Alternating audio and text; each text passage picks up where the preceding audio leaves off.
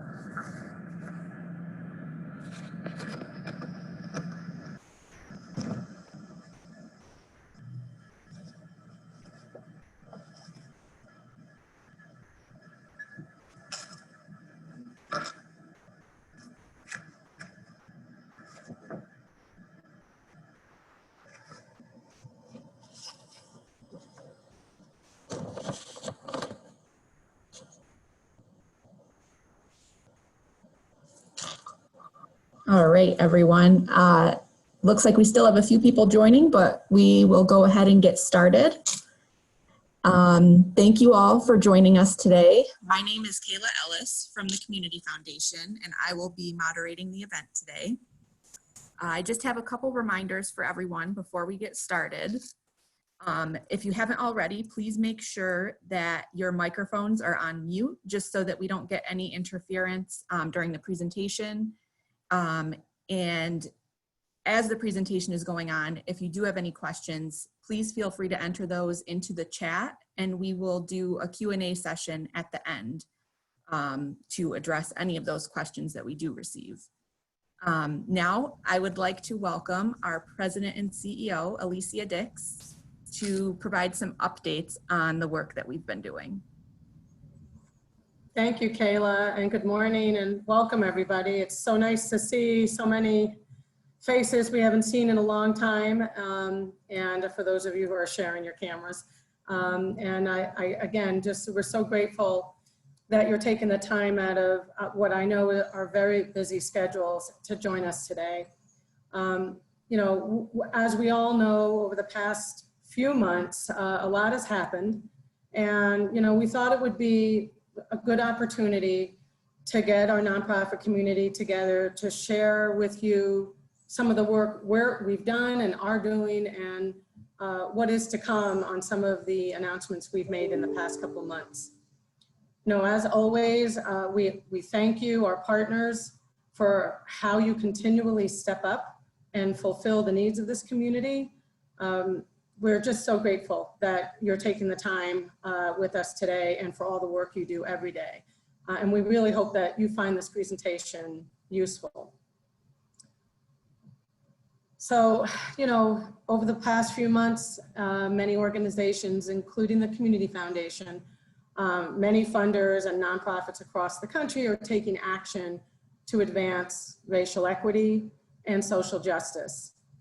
And our board, and thankfully we have quite a few board members with us today, in July took one of the largest commitments we've ever made for social justice and racial equity. A $10 million commitment over 10 years, and that's just an initial start of the work. I don't think anyone around our board table or our team feel that this work is going to be done in a decade, but we have to start somewhere, and July, we crossed that start line. So we're really proud of that bold move by our board, our leadership, and hopefully many of us are doing the same work with committees and really targeting equity as the centerpiece of their work. So it's great to see that we're all in this together. This initiative is really a focus of our work. As I said, it's not just new money for new programming. It is really strengthening our lens on how we conduct not only our own business and our own work environment, but how we are helping our partners in our community at large with social change that's needed. So it's a funding commitment, but it's a new lens in how we fund what we fund today and what we will fund tomorrow, and break down some of those obstacles to really bring opportunities for everyone. We see this work, this commitment, as directly supporting our vision. A few years ago, we adopted kind of a new tagline or new vision statement that is, shouldn't say tagline, but if you haven't seen it, it's a vibrant region for opportunity for all. And that is something that opportunity for all keeps kind of standing right up in front of us. What does that actually mean? And are we addressing all? What does all mean? Making sure that everyone in our two-county community, people of color, Black, white, Latino, new arrivals, all people with different levels of need have a voice and equitable opportunity to succeed in our community. And we've been doing good work, but we need to do better work. An important first step is really helping to create a diverse advisory group of community leaders, residents, people of color to help guide community investments for maximum impact. And you'll be hearing about this in a bit. But we really took some advice and some modeling from other programs around the country that are really doing this work in a meaningful and genuine and thoughtful way. Buffalo's got a great example of their equity roundtable, and most of these models that have been successful in addressing some of this work have really started with an advisory group of people of color, and in particular in what is happening on the national stage right now. That doesn't mean that this is just about people of color, but we are starting with that focus area because of the national conversations and the opportunity to really bring our community together in a more meaningful way. Other efforts that complement this community equity initiative, you might have heard of them. One of the initiatives regarding criminal justice is our college community of 6 colleges who are pooling together and presenting a series of online programs on issues, and also are conducting a community-wide survey to gain some resident interactions and attitudes towards police and criminal justice. These are open to the public. You can visit the website that is their collective website. It's called community4justice.org. Again, I think we'll be putting these resources in the chat. Now also you can take this survey thanks to our partners at United Way. If you just very easy to access, you can text MV Justice, all caps, to 898-211. And it's a very easy survey to take, and it really is helpful to gain that insight from all of our residents to help, again, to help identify some issues and some of the needs.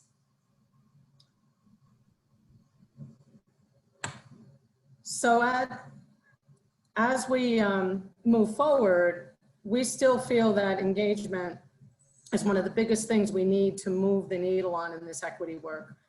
We need to engage residents, partners, everyone in the 2 counties if possible. You know, that's where the idea for the MV Equity Pledge was born. We're about to show a quick video on this. this equity pledge is really about having everybody make a statement that they're with this work. And I'd like to show the video, and then I'll address a little bit more about the pledge.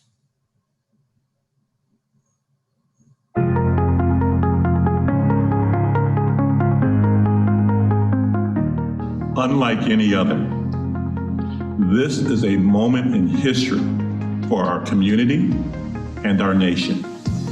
We, the people of the Mohawk Valley, have a chance, an opportunity to make a good community better. The Community Foundation vision is bold. A vibrant community with opportunity for all. It will be hard. Change will be difficult. It will be complicated. And yes, it will take time. We have to ask ourselves to listen, to learn, and to work together as a community. We have to challenge ourselves and each other to do better, to be better. Do your part. Take the Mohawk Valley Equity Pledge and commit to strengthening diversity, challenging injustice, and building equity. We must help our community speak of racial equity with one voice.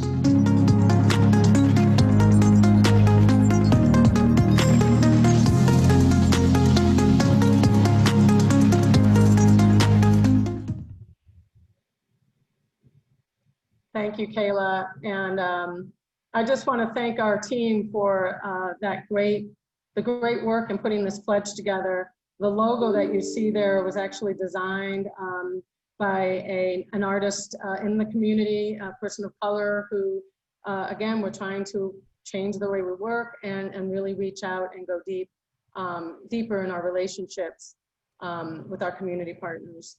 We're really proud of this pledge. And it isn't just about serving people of color. It is about social change, throughout our communities, and understanding that racial equity and social justice work affects us all. But as I said, our priority focus now is to bring this voice together and start charting our work forward as a community. This pledge is really a way for us to open that up and involve and engage all of our community, whether they're in the suburbs or rural or in neighborhoods in Utica or Rome or Little Falls. No matter where their location, this pledge is a place for people to stand up and make their statement that they're with us with this work. We're hoping to find other champions and other opportunities to break down some of the institutional structures of racism in the workplace, in school districts, in government, and the list goes on. And some of the outcome of the pledge may open some of those doors as well. But as our partners, we would very much appreciate you, your teams, to take the pledge. The pledge is available at mvequitypledge.org. And as an organization, you'll also find a space for you to take the pledge and as an organization, stand with this work. Imagine a community standing together with great numbers, both individually and organizationally, committed to social change. That's one of the things we wanted to gain with the Equity Pledge, is to show that we have a volume of support in our community, and from every square inch of this community. Again, whether you're a farmer, whether you're an inner city neighborhood resident, whether you're working in the suburbs, no matter where you are in this community, this is an opportunity for you to engage. We, the Community Foundation, are committed to this long-term effort. It's going to take quite a while, and it's going to take all of us being at the table at varying times. This partnership and collaborative model is something we cannot understate. Many of you are doing so much already. I know that so many have told me that they've got committees or equity-focused roundtables or work groups. All of that work, if we can bring it together in a meaningful way, is going to be part of the solution.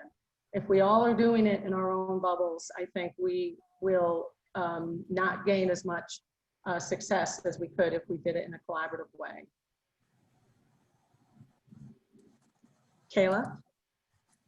Thanks so much, Alicia. Now, our board chair-elect, Jawad Rashid, he could not be here with us this morning. He wished that he could be. So we did record a message from him that I'm going to play right now for everyone.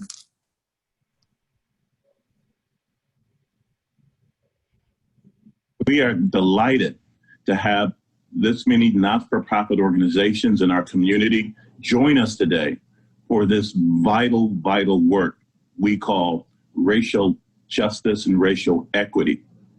As many of you know, we have recently made a pledge to work on the issues that must be addressed with systemic racism and its effect on the Black American community and other communities of color. As many of you know, African Americans have over 400 years complained of social injustices. And while many Americans knew of the existence of social injustice to Black Americans, it did not affect most of us. So therefore, it was not a really big concern. We kind of, as Americans, saw it as a blimp on the radar. However, over the last 6 to 8 months, as many Black Americans can tell you, there has been a swelling, a rising, an undercurrent across America, which has come to state that this is not a blimp on the radar. It is demanding that we have racial equity and racial justice for Black Americans and other people of color throughout our great nation. We all know that social injustice affects people of color, particularly Black Americans. However, as most Americans were not affected directly by this injustice, it was not a priority. But today, we know that social injustice affects everyone. It affects Black children, white children, brown children, red children, yellow children, and people of every race and ethnic creed. We know that it perpetuates false senses of either inferiority or false senses of superiority. And in either way, it affects the moral and character development of our youth. And as a great nation, we cannot allow this to continue. Recently, Citicorp, one of the largest banks on Wall Street, has stated that racial inequity and racial injustice in America over the last 2 decades, since 2000, has cost our country $16 to $20 trillion. This is an economic blight that has prevented our country from reaching its greatness. Whether it's in educational field, the housing field, fair pay field, job development field, and of course, criminal justice field. We can no longer let the blight of injustice and racial inequity predominate our landscape. We are so thrilled that there are not-for-profits in our Valley, which are interested in working with the community and with the Community Foundation to address racial inequity and racial injustice. We ask you to take the pledge with us, to push for diversity, but to understand that diversity in and of itself is not racial equity. We must also have equity work and inclusion. We must allow the very people who have been subjugated to racial injustice through the systemic racism be part of that solution. So we must fight for inclusion. We ask you to join us in fighting injustice anywhere, whether it be in your own organization or the institutions which we are trying to reform. We ask that you push for opportunity for all, that only through opportunity and inclusion, allowing African Americans and other people of color to be a part of the solution, sitting down at the table of decisions, can we move forward and do this great work. So we thank you for being here today. We thank you for having an interest in racial equity and racial justice. We ask that you take the pledge. You will hear our website where you can take this pledge many times throughout this webinar. And we encourage you to continue this fight, to continue to push for racial justice and racial inequity as we come together to find the right partners to do this work. Enjoy this webinar, enjoy your day, and thank you again.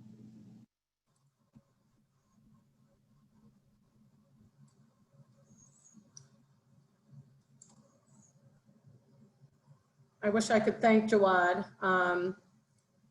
As our chair-elect, he will be taking the chairmanship in our annual meeting in June. He has been very effective in helping guide our vision, our work, and make a reality some of the aspects of what we've been trying to do indirectly through some of our investments over the last 70 years. More purposeful for equity. What does that mean? You know, how does, you know, I guess the purpose of this call, it might lead you to wonder, you know, how does this affect your organization? How is this work going to be supportive through our traditional grant making in the years to come? And these are all really great questions, and that's part of the reason why we wanted to hold this webinar, is to talk about some of the opportunities that we see coming out of the gate with our equity commitment, but also what we think is going to be working, what the work will be in the near future and in the long-term future. Many that we've spoken to thus far since our commitment in July are already thinking about equity in their work, how they can build it into their existing missions, their programs, services, obtaining talent, getting appropriate training. You know, those are all things we can all work together, maybe build community-wide toolkits. How can we support that work as a community or as a collaborative? I think those are the natural things we're all talking about. But to Jawad's point earlier, how are we really going to get to the systemic and systematic issues that many of our residents are facing on a daily basis? And how do we lift those barriers, whether, again, through education or law enforcement, or even in industry and training, and to make those opportunities more fluid, more available, more accessible, and more meaningful. Much of what we've talked about as we've looked ahead is, and we've been asked, are we not going to grant all of the organizations the way we have in the past? Our feeling is we'll continue to grant or invest in many of our partner organizations. Many of you are on this call that are doing good work. We'll prioritize those that are advancing equity and social change. I think that will be part of our strategy going forward, and really look at developing collaborative models to address some of the heavier burdens of equity in our community. Again, the systematic and systemic issues. The advisory group that we have been trying to develop, like I've mentioned, is, you know, mostly people of color, to bring one voice to the experience and the needs and the priorities of our communities of color to the forefront, and work with us and our partnerships to advance the necessary investments that we need to make that change a reality. So there are multiple efforts going on. There are many in our nonprofit partnerships that already have some great ideas, wonderful programs, initiatives that want to, you know, we want to be talking to. But it also doesn't mean, and this is a question I've gotten often, we're going to commit $10 million to one organization or one initiative or one outcome. It really isn't new money to go to a new program, although there might be many new programs that we'll consider. It really is a refocus and a pure alignment of our work to dedicate to racial equity and social justice. And it'll be a work in progress, but we have learned a lot from some of our partners. Buffalo, like I said, is a good one to take a look at. They're called the Buffalo Equity Roundtable, and they've done a nice job of collaborating across every sector of that 12-county region. And if Buffalo, with 12 counties, can pull a collaborative together, I think Mohawk Valley, with, or Oneida and Herkimer counties at a minimum can do the same. So I know there's still a lot of unanswered questions, but I think we might have a little time to maybe take a few now. And I know Kayla's gonna give us some instructions about how to get this discussion started. Yes, thank you, Alicia. So now that our presentation component is over, we would like to open it up to a Q&A session. You can either, there's a couple options. You can either enter your question into the chat and I will be monitoring that.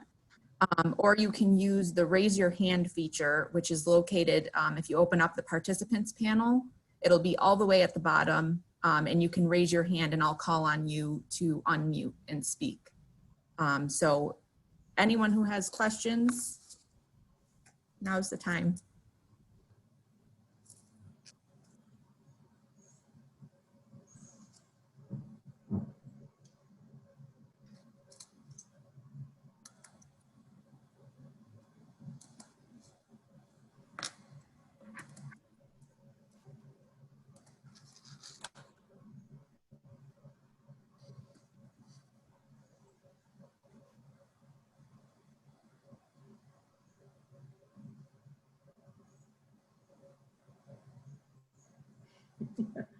We've got a comment from Chris. No questions today, just lots of admiration and thanks to the board and Alicia for this refocus. Thanks, Chris.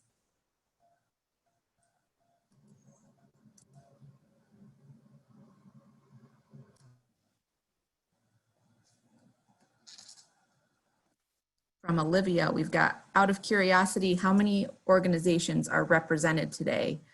It looks like we've got about 50 on the call today.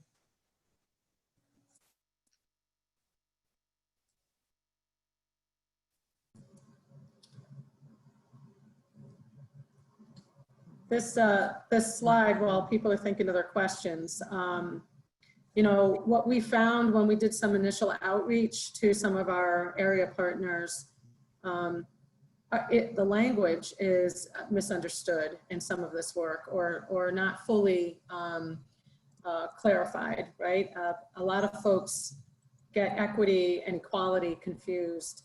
And this is a great visual to kind of understand what we're trying to accomplish with our vision, opportunity for all, and how do we level the playing field so that we're bringing equity to our work and to our community.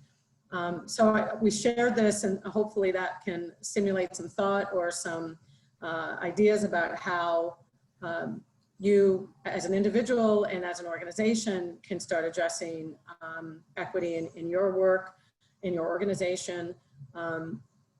We are internally going through some training on the language around social justice and racial equity. We're looking to put some programs together that we can offer to our nonprofit partners. Last week we had a diversity training with Nikon. The content was very good.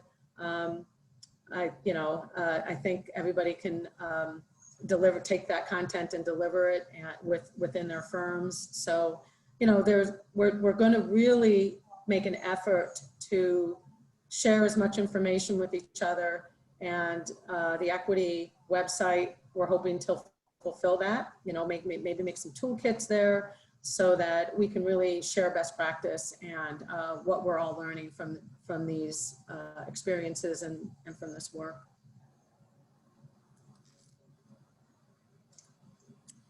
I would like to call on Gina from Abraham House. Could you unmute? I think she had a question. Can you hear me? Yes. Okay. Yes, thank you for this. I don't know if I really have a question, but this does kind of narrow the focus. Abraham House has been talking over the past, I would say, maybe approaching 2 years, about the fact that the population that we serve does not look like our community. The people that come to us and end up dying here at Abraham House are predominantly white, and we need to make a recommitment to making sure that the people of color in our community, and from all cultures and all ethnicities and all backgrounds know that we are non-denominational and our services are available to anyone prioritized based on need as far as our missions. So that's just a kind of a recommitment and a refocus, and where Abraham House is going, you know, in order to help this cause. Thank you, Gina. And that's a great example of what we're trying to accomplish is that new focus. And, you know, there might be times where, like you said, your predominant service is, or your predominant individuals that you serve are white, but that doesn't mean that we wouldn't be funding the Abraham House in the future. The work of refocusing is equitable, right? So that's why that partnership will grow in the future. When we see our partners taking this work seriously, looking at their strategic framework and trying to expand and make sure, again, whether it's through their programs and services or through their hiring practices, if everyone tries to address this work in a meaningful way, I think we will gain so much momentum. So I do applaud that refocus and hopefully find some solutions in how to get services to you know, a greater population. So thank you. We do have another question in the chat, Alicia, from Stephen Darman. Do you have any conversations in progress with regard to racial equity issues related to access to housing in our region? Yeah, that's a great question. And that's, you know, one of those sectors that we definitely have to address. And quite frankly, our work with Lead-Free MV and our commitment to lead, and again, there's another long-term commitment by our board, again, another bold move to combat lead in our community, because we do still have some high rates of childhood lead poisoning. What we have found in that work is how inequitable those who are getting lead poisoning is. And the base of that is, you know, the whole real estate history in this country is alarming, the practices that have brought us to the reality that we have today to deal with. So that's one aspect of where we're engaged, and we'd like to grow from lead to, you know, all of those, the homeownership centers work with trying to get homeownership numbers up and getting housing solutions that are not only healthy, so we have the Green and Healthy Homes Initiative, but affordable. So I think there's going to be a lot of work coming out of this, work groups that are going to focus in, as I said, some of those sectors: criminal justice, education. Housing is definitely going to be one of those sectors that we have to focus on. So that's a great question. Yeah, thanks, Alicia. If I may, just for a second, we want to make sure from the Mohawk Valley Housing and Homeless Coalition perspective that we're working in an integrated way with you and the partner organizations on housing issues. So we've got, I think Freddie Hamilton's on the call. She's the new chair of our Cultural Competency Racial Equity Housing Committee that got authorized by the COC board. She's recruiting members to that initiative right now. We want to get up and running certainly by the end of the year, but we want to hit the ground in a way that is connected with other efforts. And housing is such a big area. You know, like you said, it's not just lead, it's not just healthy homes. You know, it's access to safe, decent, affordable housing at all different levels: home ownership levels, rental housing, by region. There's so many issues there, and it's quite complex. I just want to make sure that if you have conversations ongoing, certainly connect with us, and we'll be reaching out to you. I think we're going to have at least 1 or 2 members from the Community Foundation that have agreed to participate on our racial equity / housing committee. Ms. Hamilton, you want to jump in for a second? Is anything to add on around housing and racial justice? I don't know. You have to hit unmute. Yeah. Hi. Hi. Okay. I wasn't prepared to speak, Steve, but I know. this is a great opportunity for us to bring in additional partners to our Cultural Competency and Racial Equity Committee. We're just getting started, but we're excited about the work. And so for our continuum of care community for homelessness, we are just reviewing. We really want to look at our service delivery and make sure that we're as inclusive as we can be in all aspects in terms of hiring, bringing in people with lived experiences in homelessness to give us some guidance as to things we might be able to do better. And for us to just examine, self-reflect around certain issues of implicit biases or anything else that might be, may have a negative impact on us giving the best service that we can. So we're excited about the work that's before us and looking forward to bringing in partners from throughout the Mohawk Valley. So we'll try to keep everybody informed about what we're doing. All right, thanks, Thank Ms. you. Hamilton. Yeah. Thank you And then- both. Yeah, Alicia, really quickly, one of the other issues that's kind of come up, and Ms. Hamilton put a spotlight on it when she started coming to our plenary meetings that include, 40 plus people on a regular basis, and we were working on this for about a year and a half, it's almost all white faces around the table, and these represent program managers, some executive directors of our human service organizations, and we have a general challenge in this community with just recruiting and retaining, quality staff, people of color in quality staff positions, higher level staff, not just frontline staff. And that's more of a community-wide initiative. So any suggestions, ideas in terms of linkages with community college programs that are graduating people with human service degrees or, chemical dependency or any kind of, somehow that pipeline has been interrupted. We've got a lot of folks coming into our educational channels or pipelines at Mohawk Valley Community College, some at SUNY Poly, some at HCCC, and then we're losing them somehow. They're not winding up in program manager positions or moving up the ladder to supervisory or executive director positions. So that's an issue I know we want to address, Freddie. Yes. And I think we need help from the community in general. It goes beyond just people working in agencies that do supportive or affordable housing work. It's throughout our human service community that we don't look, it's not just our clients sometimes don't look like the population we serve. Our staff doesn't look like the population we serve. And that's certainly an issue. I know it's an issue in our public schools, but it's certainly an issue in human services too. So Absolutely, yes.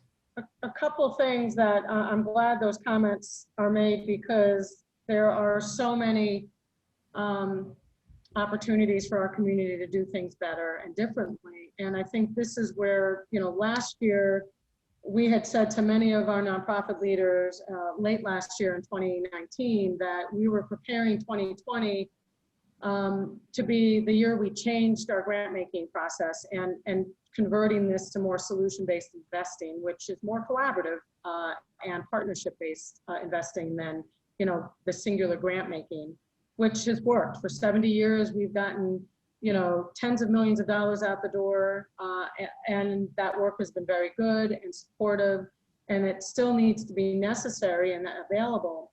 But I think we're all focusing now on how do we come up with better solutions. So the coalition model, early on when we first did the equity announcement, internally we said, okay, if we build a coalition around equity, what other coalitions are in our community that we have to pull into and connect to? And that list is long. And how do we integrate equity into all? Do we take the chairs of each of those and bring them, that model has to be built. But so the coalition model is a must to connect and build off of.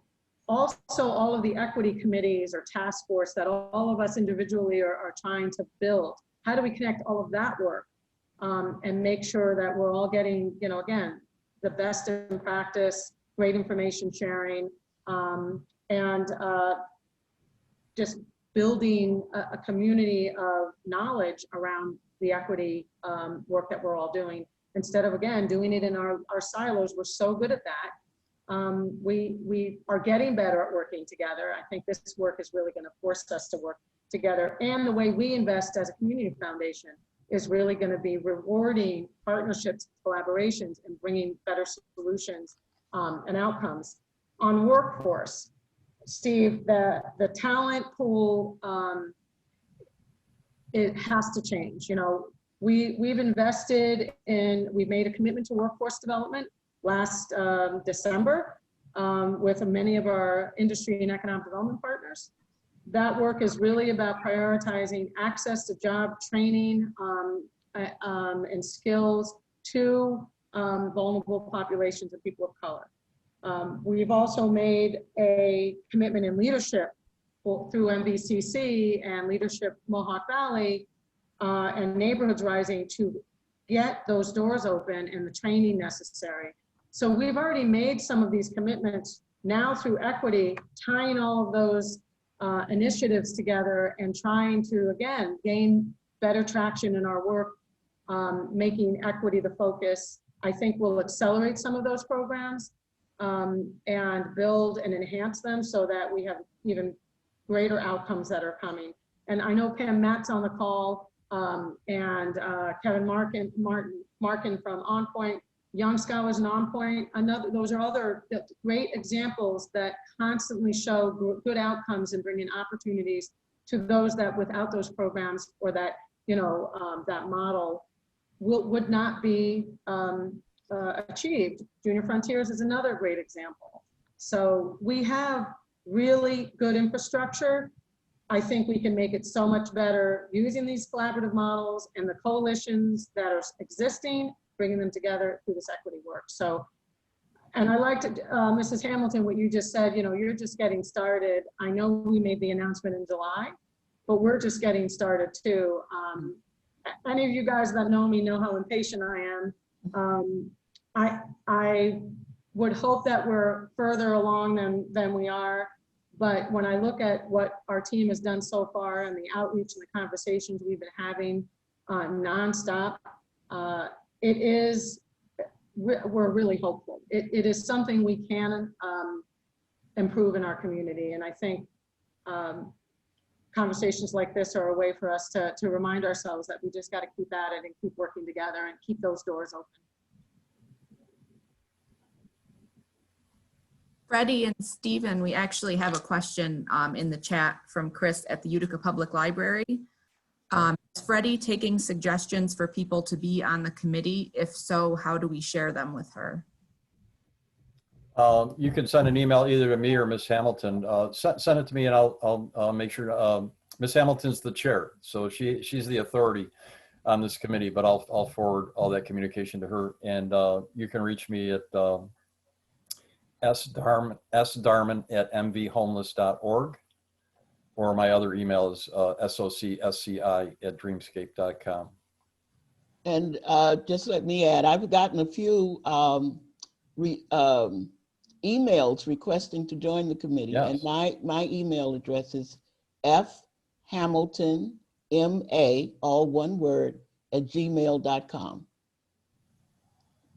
And feel free to enter those into the chat too, if you don't mind, just if anyone. Oh, sure. Yep. Sure, okay, yes, I will. Thank you both. Okay. Let's see, we've got a couple more questions here. One is from Helen Madden. Specific examples of initiatives other organizations have launched. One I'll mention in Buffalo, so in their equity roundtable, they started with a group of people, much like we're trying to design. People of color came together to bring one voice to some of their priority work.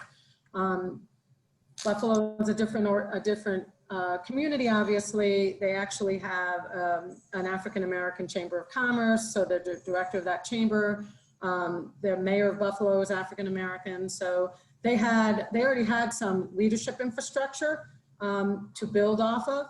And they came together and came up with some, I think they had 3 initiatives, and they have a full report, which I think we can also find and send a link to, for their early initiatives. And one of them was really, the one I thought was really interesting was helping inform and build awareness in the community about racism.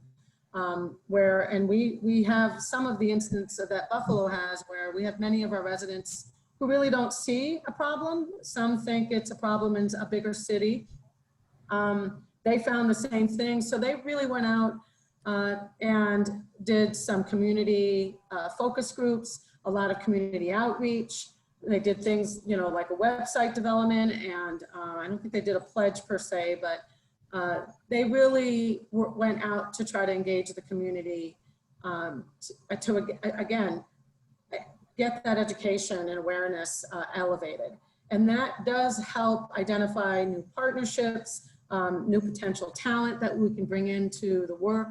And they've been at it, I think, 6 years, and that has really evolved into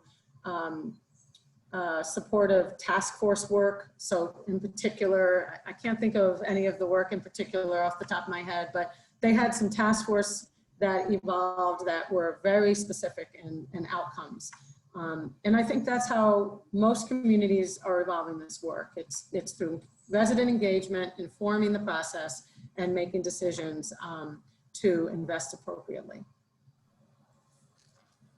They also got some national endowed money, which is something we're hoping to leverage our commitment for as well. That's very important for this community to attract other investment to do this work. Thanks, Alicia. We've got another question here from Mark Salisbury. Many of our organizations are different in their makeup, location, core mission, and other variables. How does the Community Foundation think about these relative differences as we all attempt to advance our pledges into action? You know, that's interesting, Mark. I don't know that we would distinguish all those differences. If there is a focus on equity, again, mostly in how you're developing your programs and services and your talent, that's a partner to us. And I think most of us are engaged. I can't think of a nonprofit partner who is not addressing this work. But, you know, so those that don't know, Mark is the director of The View, which is the Arts Center up in Old Forge. And, you know, there isn't a lot of opportunity for engagement with people of color. Or participation, if you think of the geography up there. But, you know, maybe there are programs in the future that could engage youth with people, youth of color to visit or, you know, engage in some art experiences. You know, those are the creative solutions that we may be able to explore. And not just The View, but maybe arts as a collective can explore. How do we bring the experience of art and the beauty of art into the neighborhoods or onto the doorsteps of those who really couldn't access it otherwise. So I think there are opportunities to explore, but on the onset, I can't find, like I said, I don't believe there's a nonprofit partner that isn't really trying to focus on this work as well. All right, we've got a question from Sonia Martinez. Two-part question. Will the Envy Pledge and racial equity monies raised be shared with this new initiative? Will the Community Foundation make sure that diversity and inclusion are part of all grantees' board and employees' policies and practices?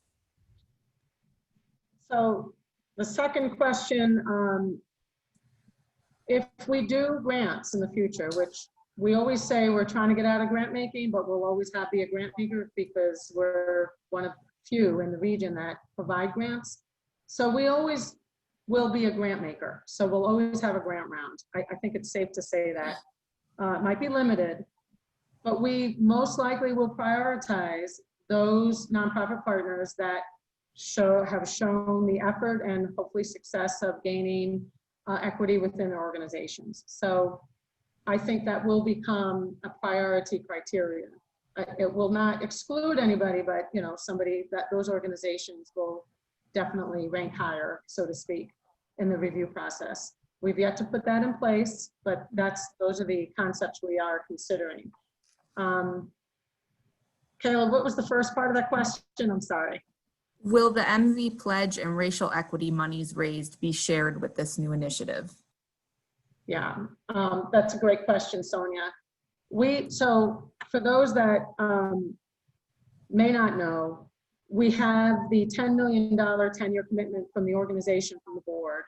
We also, through one of our trustees and prominent donors, Ron and Sheila Cuccaro, in June, before the board vote, created the Equity Fund, which is open for donors to donate and a community to contribute.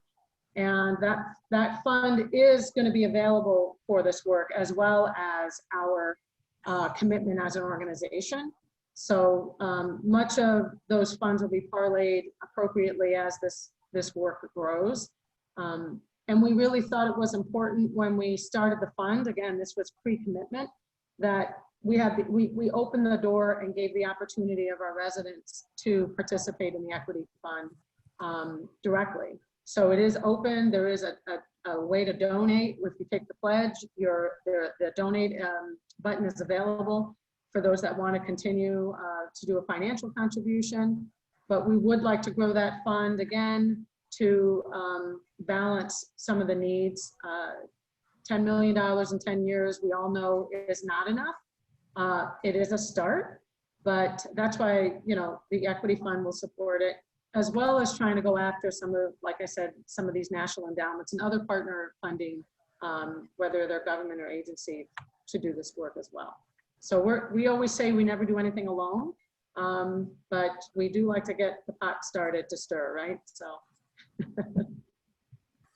it's probably not the right. I think we've got one more question here, and this is from Chris at the Utica Public Library. I think this was a separate question from the one you asked before. Is there a mechanism for our organizations to share issues of equity we witness through our work? Well, that's a great question.